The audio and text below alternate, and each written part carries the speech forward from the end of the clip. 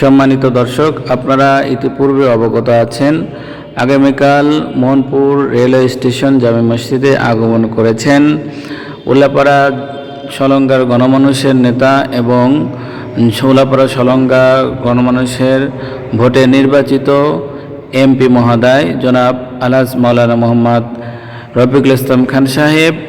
উক্ত অনুষ্ঠানে সভাপতিত্ব করেন আলহাজ মাওলানা মোহাম্মদ হেলাল উদ্দিন খান সাহেব, যিনি বাংলাদেশ জামাত ইসলামী মোহনপুর ইউনিয়নের সম্মানিত সভাপতি এবং বাংলাদেশ জামাত ইসলামী কর্তৃক মনোনীত মোহনপুর ইউনিয়নের চেয়ারম্যান পদপ্রার্থী।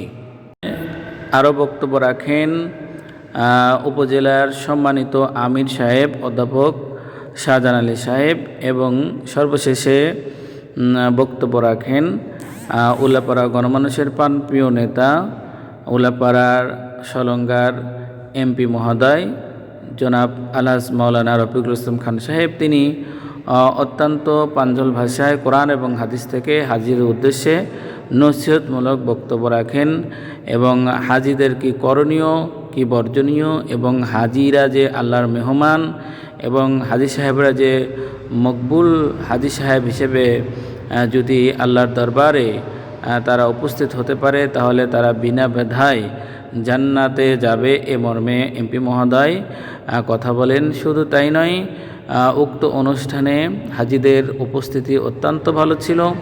এই হাজিদের উপস্থিতির মাধ্যমে উক্ত অনুষ্ঠানটি অত্যন্ত সুন্দর হয়ে ওঠে এবং হাজি সাহেবরাও অত্যন্ত আনন্দের সাথে উক্ত অনুষ্ঠানে যোগদান করেন। এমপি মহোদয়ের সাথে কথা বলেন, কুশল বিনিময় করেন, বিভিন্ন দাবি দোয়া তুলে ধরেন। এমপি মহোদয়ও তাদের দাবি দেওয়ার ব্যাপারে কথা বলেন, আশ্বাস দিয়েছেন যে অবশ্যই তাদের দাবি দেওয়া পূরণ করা হবে।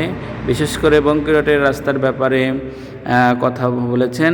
এমপি মহোদয় বলেছেন যে অবশ্যই এই বঙ্কিরটের যে রাস্তার যে বেহাল দশা রয়েছে এটা অবশ্যই গণমানুষের আকাঙ্ক্ষার পরিপ্রেক্ষিতে তা বাস্তবায়ন করা হবে এবং আল্লাহ যদি আমাকে সুস্থ রাখেন, এমপি মহোদয় বলেন, আল্লাহ যদি আমাকে সুস্থ রাখেন আমি নির্বাচন করার আগে যে ওয়াদা আমি দিয়েছিলাম, এমপি হওয়ার আগে মানুষের কাছে যে ওয়াদা আমি দিয়েছিলাম সেই ওয়াদা ইনশাআল্লাহ আমি বাস্তবায়ন অবশ্যই করব।